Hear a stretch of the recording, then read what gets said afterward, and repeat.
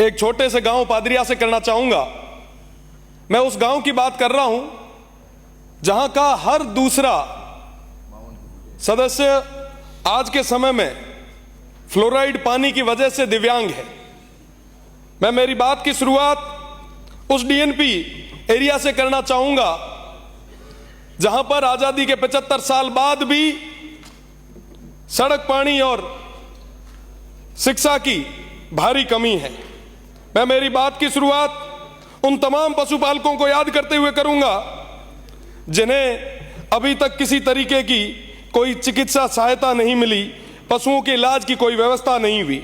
मैं मेरी बात की शुरुआत उन युवाओं की उम्मीदों के साथ करूंगा जिन्हें कहा गया था कि साहब आने वाला टाइम रमीना आप रही बाड़मेर जैसलमेर ना मैं दुबई बना हाँ, पर धीरे धीरे उहरा सपना चूर चूर हो गया।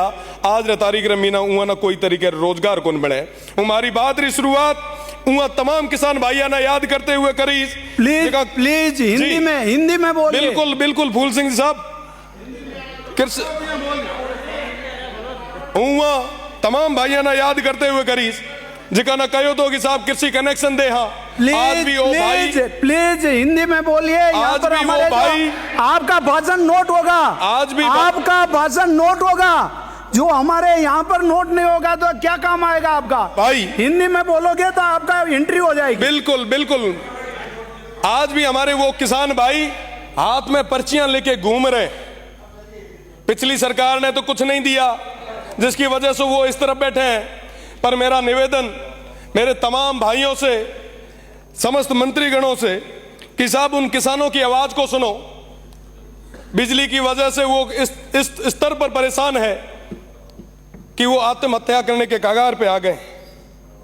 आपने अभी कहा कि साहब हम राजस्थान की इकोनॉमी को 300 बिलियन तक ले जाएंगे।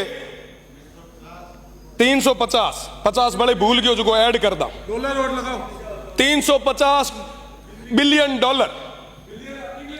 मैंने समझ में को नहीं आया कि साहब आप 350 बिलियन की बात तो करो पर सीमांत क्षेत्र था छोड़ दियो।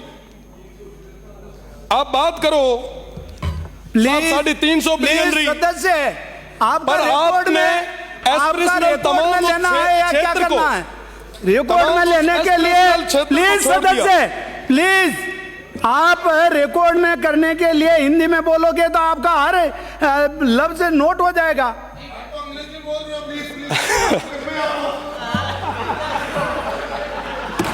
आज भी मेरा क्षेत्र इंदिरा गांधी नहर का वो एक्सटेंशन का इंतजार कर रहा है।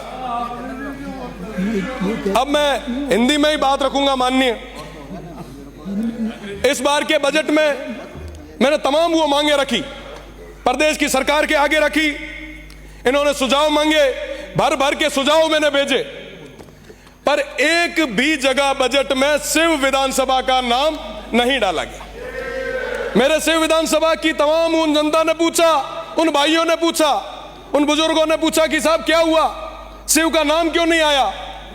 मैंने कहा साहब यहाँ ने बड़ो दोरो लागो कि यहाँ पे एमपी रो चुनाव लड़े आया। मैं आपसे ही था, मैं कोई और नहीं था, कहीं और से नहीं आया था। कोई अगर रीस हुए तो मारे हम काटो, मारे हुए लोगों कहीं कुन बिगाड़ी हुए। इस बजट में आपने सीमांत के उन लोगों को नकार के उनके साथ एक कुठाराघात किया है। हम किसके लिए मांग रहे थे साहब? उन लोगों के लिए जो आजादी के बाद तक अभी तक उन अभावों में जी रहे, पर बदले में उनको क्या मिला? मैं आप सभी से निवेदन करना चाहूंगा, प्रदेश की सरकार से निवेदन करना चाहूंगा, अभावों में जी रहे उन लोगों की ओर आप देखें। देश मजबूत तब होगा, बॉर्डर मजबूत जब होगा जब वो सीमांत के क्षेत्र के लोग वो मजबूत होंगे। उन युवाओं को रोजगार मिलेगा, उन किसान भाइयों को बिजली मिलेगी, चिकित्सा मिलेगी। पर साहब आज के समय में कोई बात करने के लिए कोई तैयार नहीं साहब। कोई भी अगर बात है, कोई भी चीज है, आप हमसे करें। ये हो गया इनका। उन सीमांत के लोगों को किसी भी चीज की कोई सजा ना दे। खत्म हो गया। 2-4 बार आपने सीटी बजाई है। मेरा निवेदन कि एसडीजी गोल पे काम करने का समय आया है। मैं आपसे निवेदन करना चाहूंगा कि आने वाले समय में उन सीमांत के लोगों का विशेष ध्यान रखें।